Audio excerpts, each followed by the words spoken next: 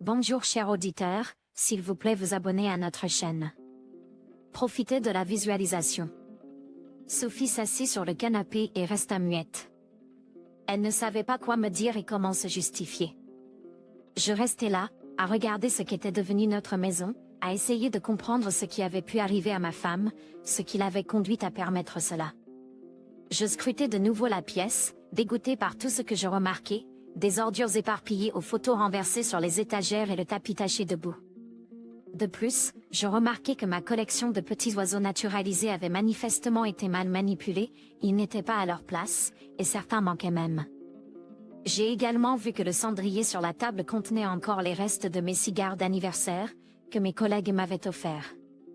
Merde. Je dis, tu es vraiment une ordure. Comment as-tu pu permettre cela? Qu'est-ce qui a bien pu te prendre? Je me mis à crier sur ma femme, désolé, Chris. C'est juste arrivé. Quoi? Je demandais, tu étais pratiquement accroché à l'un d'entre eux. Tu es une vraie salope. Tu étais complètement ivre.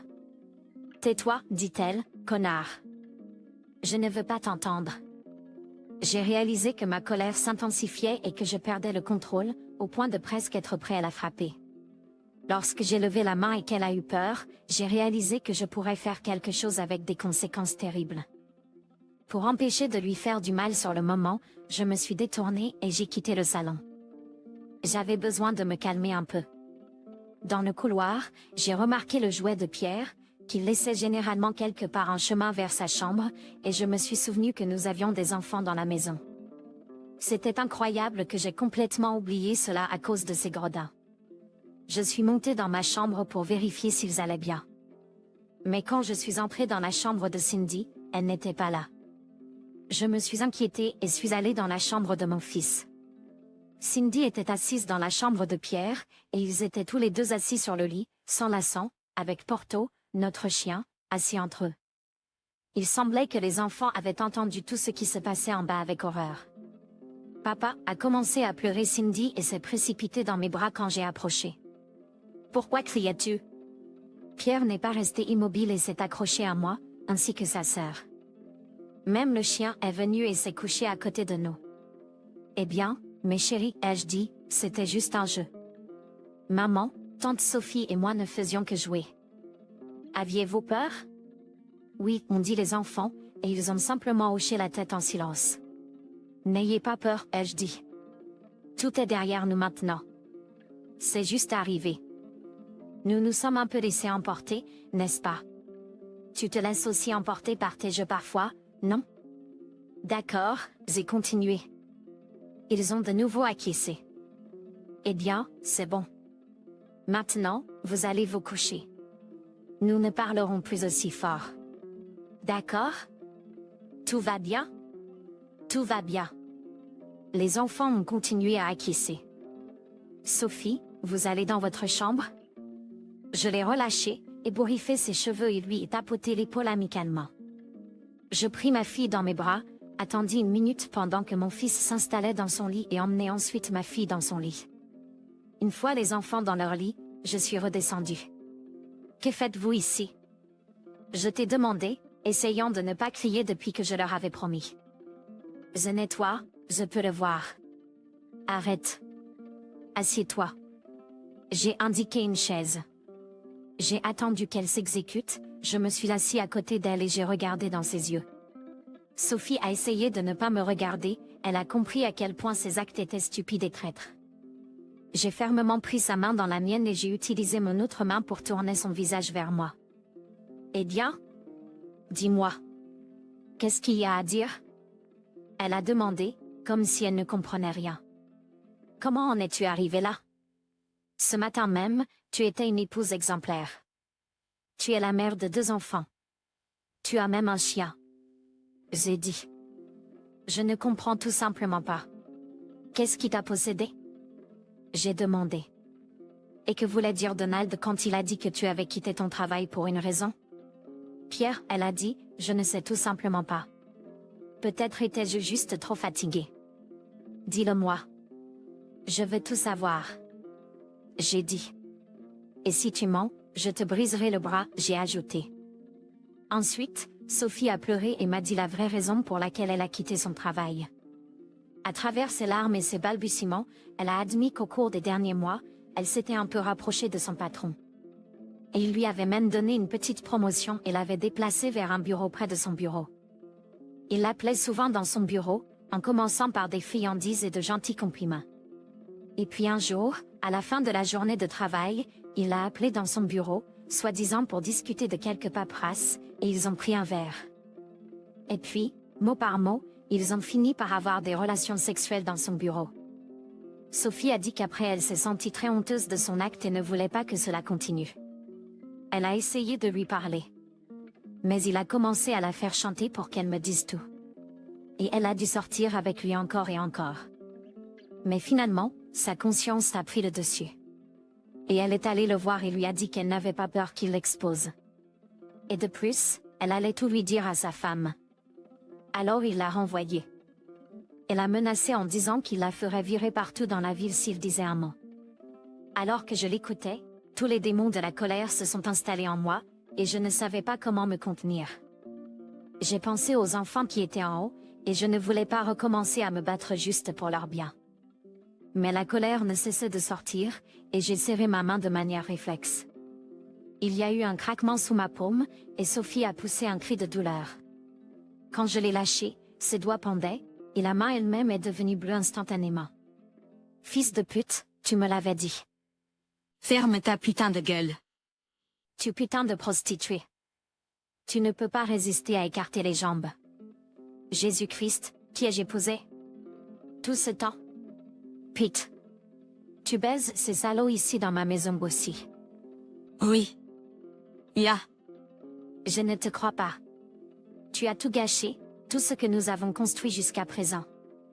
Tu nous as détruits. Va-t'en. Je ne veux pas te voir. Et toi, alors? Une parole de plus et je te tue. Tuer.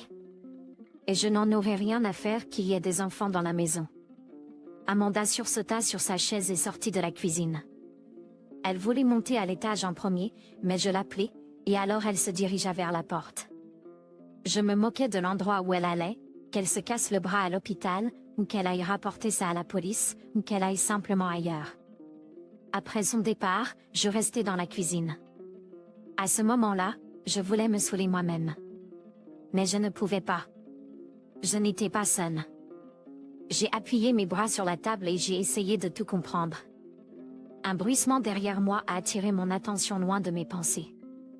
Je t'ai dit de sortir, je t'ai dit. Je me suis retournée et j'ai vu Pierre debout derrière moi, tenant Porto dans ses bras. Il m'a regardé avec des yeux effrayés. Papa, où est Sophie partie? Il a demandé doucement. Et pourquoi pleurait-elle? Je suppose que Memphis avait involontairement assisté à notre conversation. Toute cette fois, j'avais le dos à la porte, et je ne savais pas depuis combien de temps il pouvait nous regarder, bien que lorsque je me suis tournée vers ma femme, il était hors de vue, et j'y espérais qu'il était juste venu. Fils, viens ici, j'ai fait un geste vers lui avec ma main. Il est venu lentement, comme s'il avait peur de quelque chose, et s'est arrêté à côté de moi. Dis, fils, peux-tu me dire ce qui s'est passé à la maison cet après-midi pendant que j'étais absent? Tu étais à la maison, n'est-ce pas? Oui, nous jouions. Oncle Donald a crié que je devais mettre le chien par terre. Et puis les autres oncles sont venus. Maman nous a emmenés dans nos chambres et nous a dit de ne pas sortir parce qu'il préparait une surprise pour nous. Eh bien, ce fut une surprise, mais ce n'était pas pour les enfants, c'était pour moi, j'ai dit. Pierre, n'étais-tu pas et Cindy en train de vous demander, et n'avez-vous pas jeté un coup d'œil, quel genre de surprise il préparait pour vous?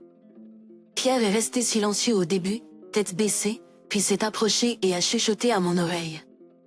Les oncles ont étreint maman et se sont reculés. Alors, il l'aime aussi, comme tu le fais, il a demandé. J'étais complètement bouleversée par ce que j'avais entendu. À ce moment-là, j'ai même regretté de ne pas l'avoir étranglé sur place dans la cuisine, même si cela signifiait être arrêté pour cela plus tard. Mais je ne l'ai jamais voulu pour les enfants.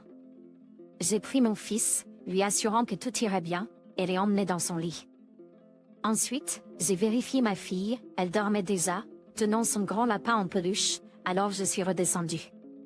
Le désordre était toujours là, alors je suis allée dans la cuisine pour éviter de le voir. C'est à ce moment-là que j'ai remarqué les traces du chaos causé par ces salauds dans toute la cuisine. Je n'ai pas eu d'autre choix que de commencer à tout nettoyer. Pendant que je nettoyais, je continuais à écouter pour des sons à l'extérieur, pensant que la police pourrait se présenter à tout moment. Mais personne n'est venu. Lorsque j'ai terminé de nettoyer, je suis juste allée me coucher. Le lendemain matin, je devais emmener les enfants à l'école et repartir au travail.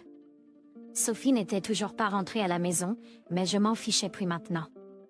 Avant d'aller me coucher la nuit précédente, je pensais même qu'elle pourrait frapper à la porte et s'excuser, mais cela ne s'est pas produit, et je me suis rendu compte qu'elle ne voulait plus de vie de famille. Une semaine entière s'est écoulée et Sophie n'était toujours pas réapparue. Le deuxième jour, les enfants ont commencé à demander où était leur mère. La première chose à laquelle j'ai pensé a été qu'elle était allée dans un sanatorium pour améliorer sa santé.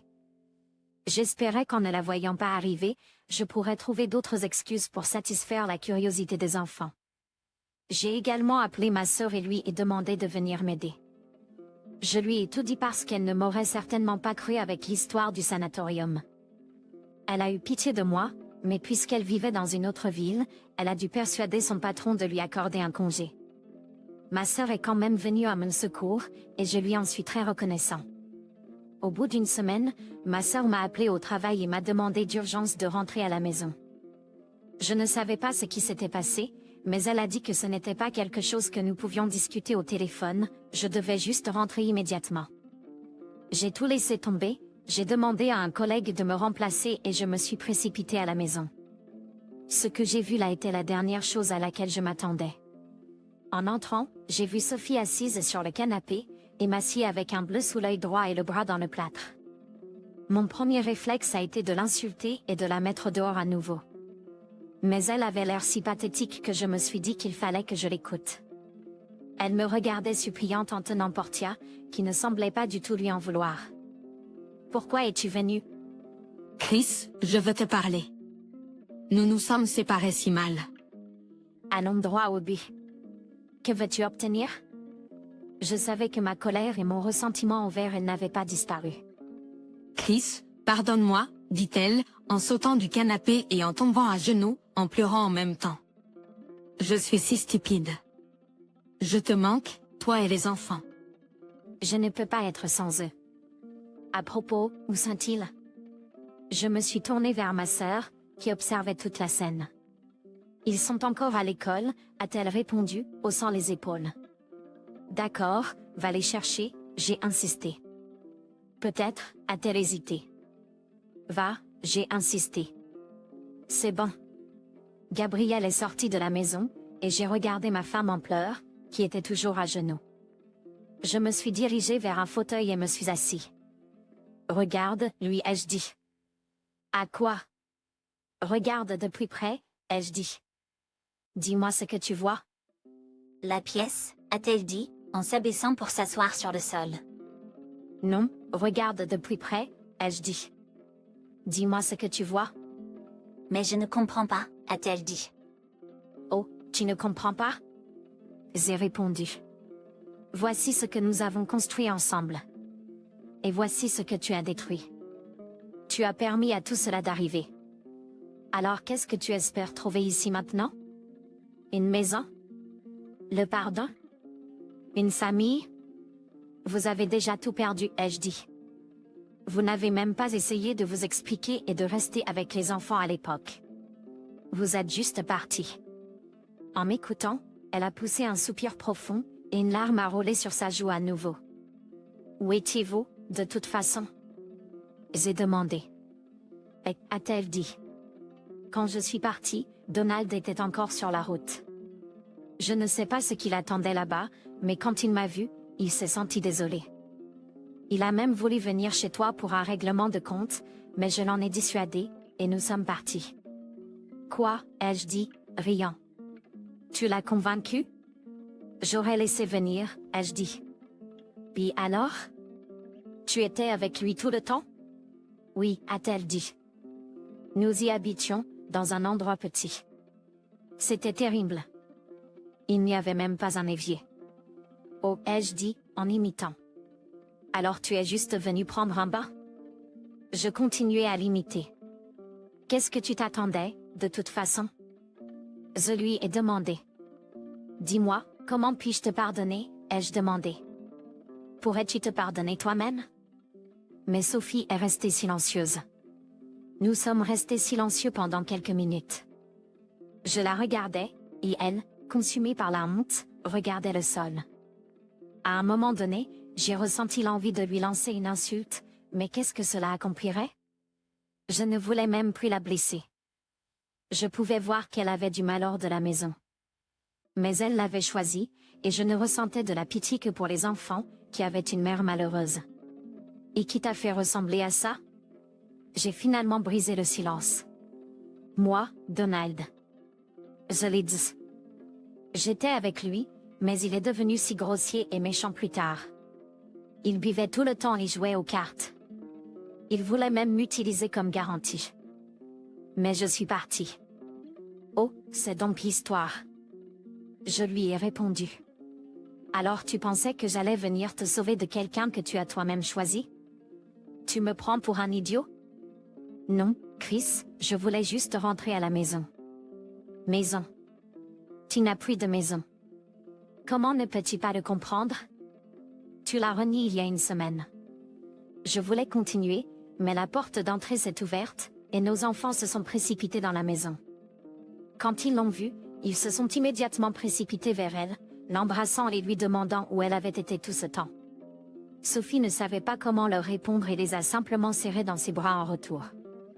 Je les ai regardés tous les deux et j'ai réalisé qu'ils ne pourraient pas la rejeter et l'oublier, peu importe ce qu'elle avait fait. Je lui ai permis de rester jusqu'au soir, et puis je déciderai quoi faire d'elle ensuite. Gabrielle est ensuite entrée dans la maison. Elle m'a regardée et puis Sophie, silencieusement me demandant de lui pardonner cette femme misérable. Même le chien a glissé déloyalement du canapé et est allé vers eux. Sophie est restée avec les enfants jusqu'au soir. Prenant la situation à son avantage, Gabrielle est partie se promener, disant qu'elle reviendrait très tard. Quant à moi, je ne voulais toujours pas voir ma femme, alors je suis allée à la chambre à coucher et me suis couchée. Dans un premier temps, je parcourais le fil d'actualité sur mon téléphone, mais ensuite j'ai simplement fermé les yeux et me suis reposée. Alors que la soirée approchait, j'ai commencé à avoir un petit creux, et il était temps de nourrir les enfants, alors j'allais me rendre en cuisine. Mais en passant devant la nurserie, j'ai pu entendre les enfants y jouer encore avec Sophie. Sans entrer, j'ai continué mon chemin. Lorsque j'ai presque atteint la cuisine, j'ai entendu du bruit provenir de là. J'ai pensé que Gabrielle était revenue et avait décidé de l'interroger sur l'aide pour le dîner. Toi? J'ai été surpris lorsque je suis entré dans la cuisine.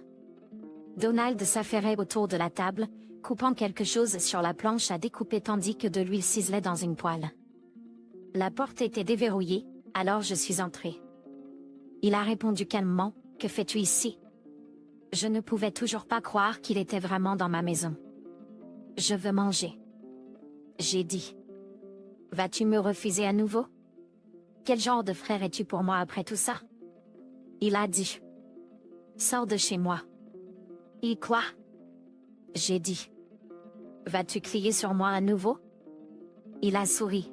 « Je suis venu vraiment pour Sophie. » J'ai dit.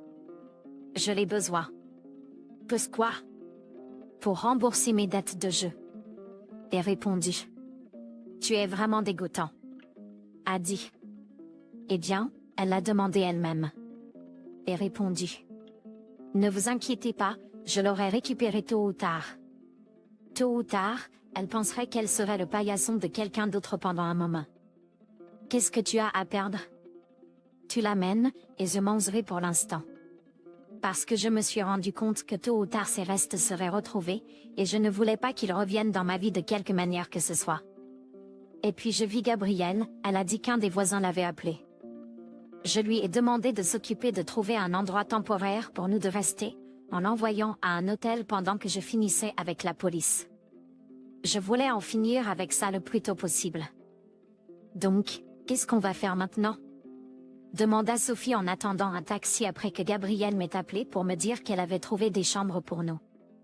Et oh, je vais probablement aller à la maison de mes parents. Et tu peux faire ce que tu veux. Tu penses vraiment que je t'ai pardonné? Je t'ai juste laissé entrer pour être avec les enfants. Dis-moi juste une chose. Pourquoi les as-tu laissés régner dans notre maison, et pourquoi as-tu pris place pour boire avec eux? Je ne sais pas, a-t-elle répondu toute curie. Peut-être que je suis tout simplement malade de cette vie décente. Cette nuit-là, nous sommes tous partis ensemble. Mais c'était la dernière fois que nous faisions quoi que ce soit ensemble. Le lendemain, j'ai demandé à Sophie de quitter notre foyer et lui ai dit que je demandais le divorce. J'ai ramené les enfants chez mes parents, et j'ai séjourné temporairement chez un ami car je devais travailler.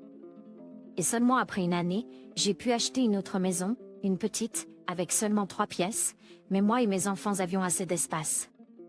Dans cette maison, ils et moi et Porto avons commencé une nouvelle vie, et en grandissant, ils ont compris pourquoi leur mère les visitait moins et moins souvent, puis les a abandonnés, partant. Avec un gars. L'histoire suivante s'est produite il y a environ 25 ans. J'étais dans l'armée, et ma femme de 38 ans et moi vivions à environ une journée de route de l'endroit où j'étais affectée pour une affectation de 2 ans.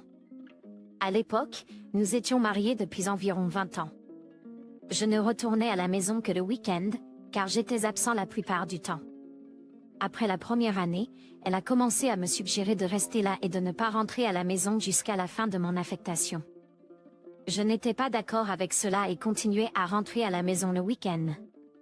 Cependant, elle a commencé à me traiter très froidement pendant ses visites et ne voulait pas être proche. Ensuite, après quelques mois de plus, elle a commencé à m'accuser d'avoir une liaison sans raison et à continuer à se comporter de manière distante. Lorsque mon affectation à distance a pris fin, j'ai reçu des ordres pour une affectation de 3 ans à l'étranger. J'ai commencé à prendre des dispositions pour louer notre maison et emmener ma femme et mes fils adolescents avec moi. Mais mon épouse a constamment combattu avec moi à ce sujet, disant qu'elle ne voulait pas y aller et que je devrais y aller seule.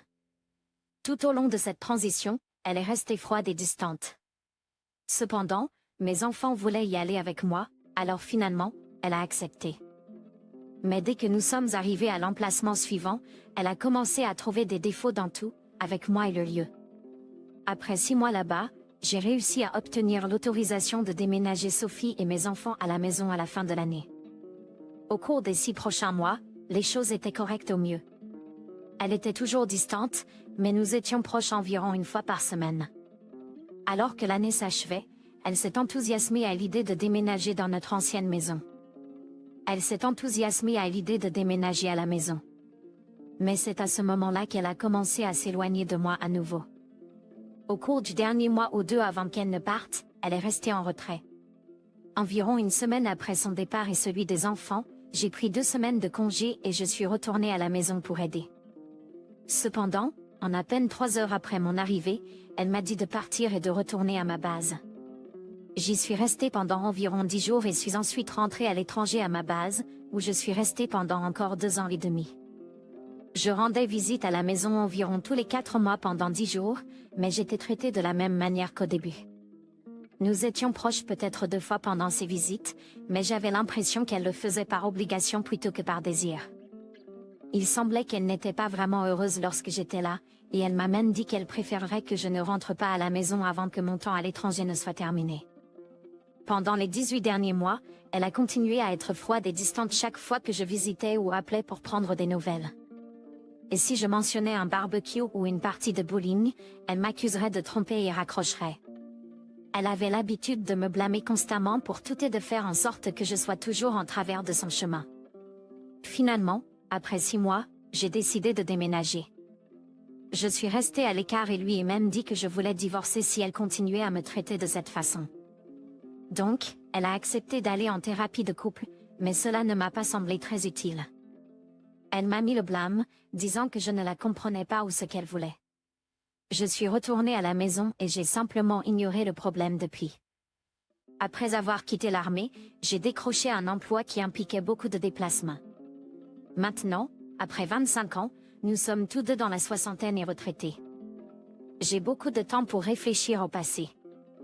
En regardant en arrière, je vois les choses plus clairement maintenant. J'ai lu des articles sur les conjoints infidèles, et ces actions à l'époque correspondent au modèle décrit par d'autres qui ont trompé. Bien que je n'ai pas de preuves concrètes, il y avait suffisamment de signes et d'indices pour éveiller mes soupçons. Au fil des ans, certains de ses amis et anciens collègues ont fait des commentaires moqueurs sur le fait qu'elle aurait pu me tromper lorsque nous étions ensemble et avions bu quelques verres. Je lui en ai parlé à quelques reprises, mais cela n'a jamais été complètement résolu. Elle ne nie jamais ce qu'on lui dit, mais plutôt elle remet en question leur honnêteté ou suggère qu'ils ont probablement fait la même chose eux-mêmes. Nous avons encore des disputes majeures occasionnelles, et parfois je me sens tellement épuisée émotionnellement d'être toujours la cible de sa colère que je pars pendant quelques heures pour retrouver mon calme.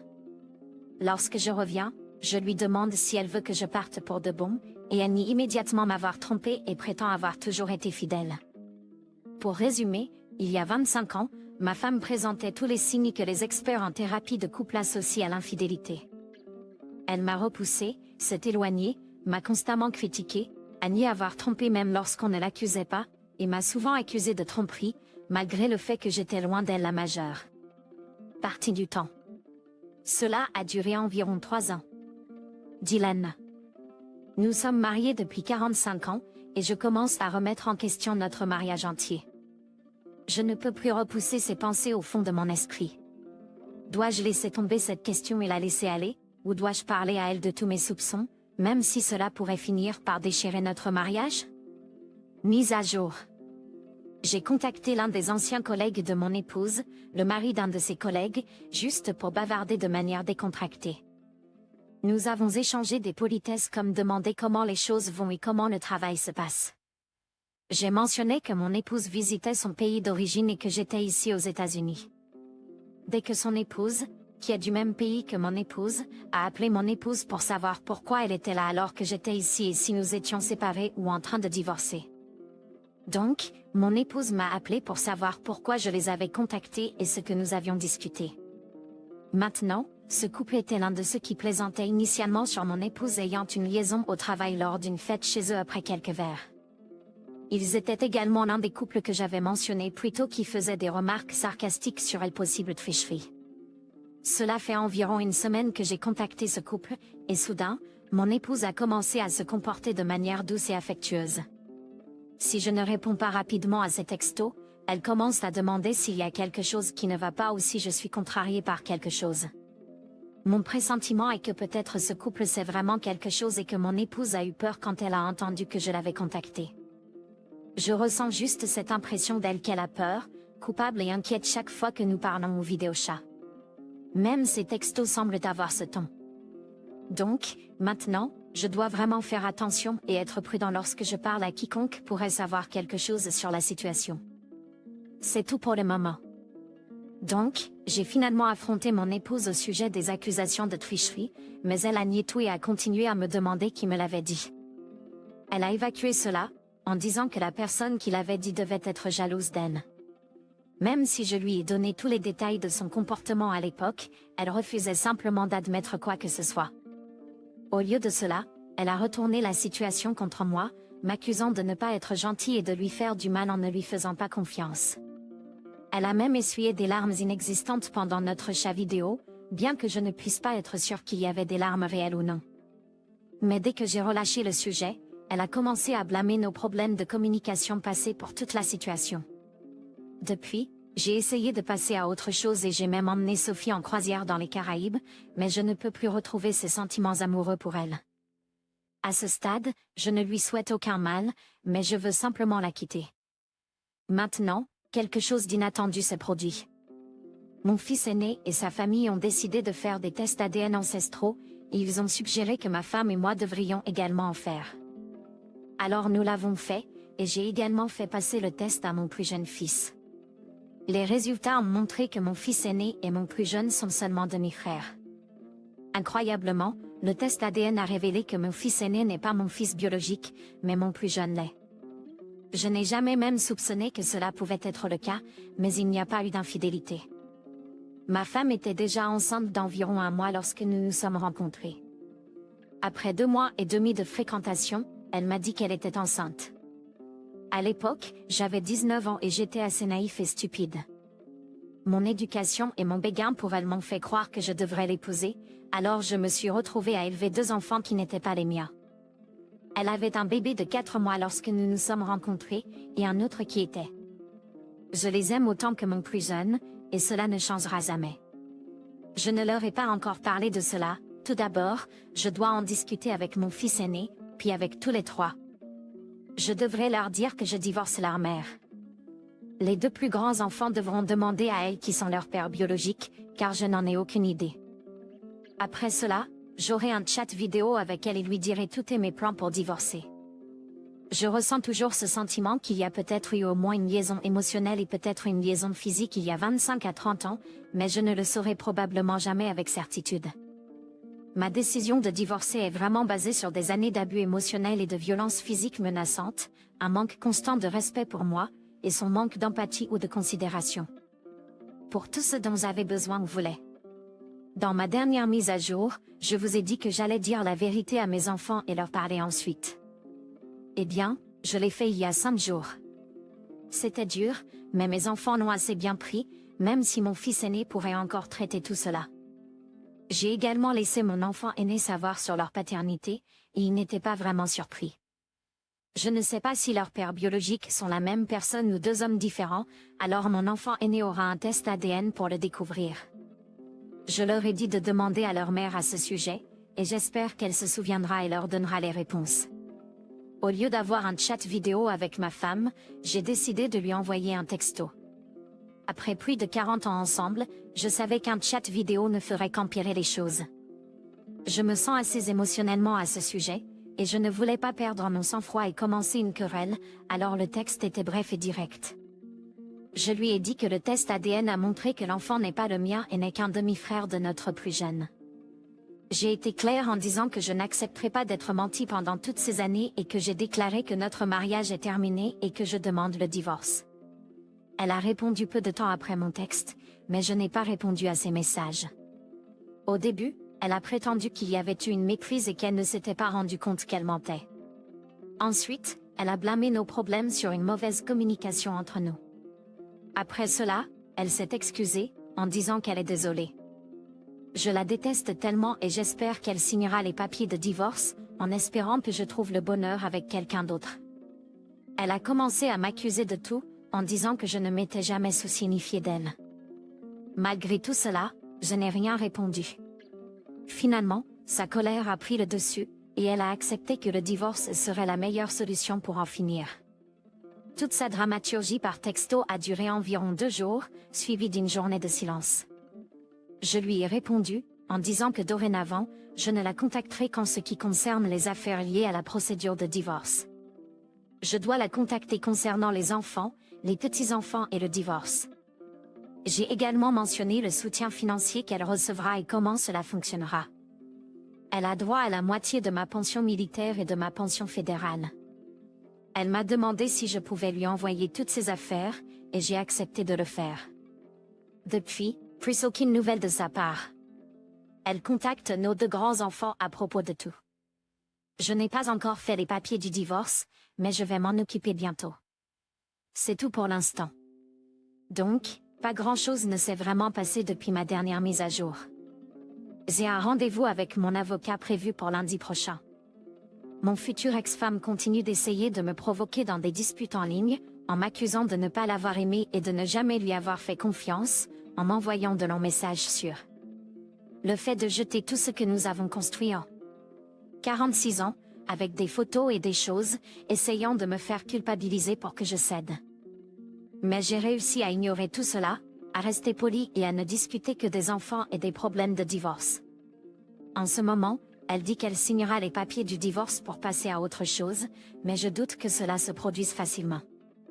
Le principal problème est la maison, sa maison et son pays sont entièrement payés grâce à mes fonds de retraite. J'espère que nous réaliserons un bénéfice en le vendant à proximité de ce que j'ai investi. Je prévois de diviser le bénéfice net 70 à 30%. Elle n'était pas satisfaite de cela, mais nous verrons comment cela se passera. Les enfants vont bien, dans l'ensemble. Ma fille aînée, adoptée, m'évite, mais j'espère qu'avec le temps elle sera capable de mieux gérer. Mes fils vont bien, mais ils ne veulent pas être au milieu de tout. Je leur ai promis à tous les trois que je ne les mettrai pas au milieu de nos problèmes. Hier, les papiers de divorce ont été servis par courriel. Mon conjoint les a acceptés, les a signés et les a renvoyés à l'avocat. Elle a dit que ce n'était pas ce qu'elle voulait, mais elle le ferait pour moi afin que nous puissions passer à autre chose. Comme prévu, elle continue de mettre le blâme sur moi. Elle a profité de l'occasion pour me critiquer sur les enfants qui l'ont découverte et sur la façon dont j'ai rendu sa vie terrible. Elle s'est même plainte que je ne lui parlais jamais et que je gardais tout pour moi. La vérité est que je commençais à le faire parce qu'il est devenu clair qu'elle ne voulait vraiment pas écouter, discuter de quoi que ce soit ou se soucier de mes besoins. J'ai failli m'engager dans une guerre de mots avec elle, mais j'ai décidé de l'interrompre et de signer à la place. C'est seulement récemment que j'ai appris le narcissisme après en avoir entendu parler ici et l'avoir recherché sur Google. Chaque fois que je soulevais un problème avec ses actions ou son manque d'action, elle les retournait et disait que c'était mon imagination ou ma faute. Elle n'a jamais assumé la responsabilité du désordre qu'elle a causé au fil des ans. En y repensant, je me suis rendu compte que chaque décision que je prenais était basée sur ce qu'elle aimerait ou si cela la rendrait heureuse.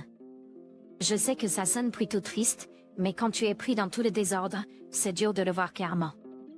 En y repensant, je peux voir qu'elle n'avait besoin ou ne désirait que moi depuis toutes ces années que pour me soutenir et me donner le style de vie qu'elle voulait, mais elle ne pensait jamais que je faisais un bon travail à ce sujet non plus. Le prochain défi majeur sera de diviser. Le défi sera de diviser notre propriété. Ce n'est pas comme si nous avions une fortune, mais elle croit qu'elle a droit à la plupart de cela, juste parce que je voulais le divorce. Donc, elle croit que je devrais abandonner plus. Moins de 3 mois après qu'elle se soit déplacée pour être près de cet homme, il l'a plaqué. Il s'est avéré qu'il ne s'intéressait qu'à la proximité, et elle a été dévastée parce qu'elle pensait l'aimer. Il semblait bien qu'elle soit mariée, mais lorsque je l'ai découverte en trompant et que je l'ai divorcée, il ne voulait rien avoir à faire avec une femme célibataire avec 3 jeunes enfants. Elle voulait se marier avec lui et emménager dans sa maison, mais il avait toujours été célibataire. Puis, 2 ans plus tard, elle a épousé un autre homme qui n'avait rien à voir avec nous, et j'ai vraiment aimé cet homme. Mais, il en a eu assez de sa cupidité et de ses manières matérialistes, entre autres choses, et a divorcé d'elle aussi. Maintenant, elle est mariée avec son 3e mari depuis 2019. Si vous avez aimé cette histoire, s'il vous plaît, likez et laissez un commentaire. C'est important pour nous et nous aidera.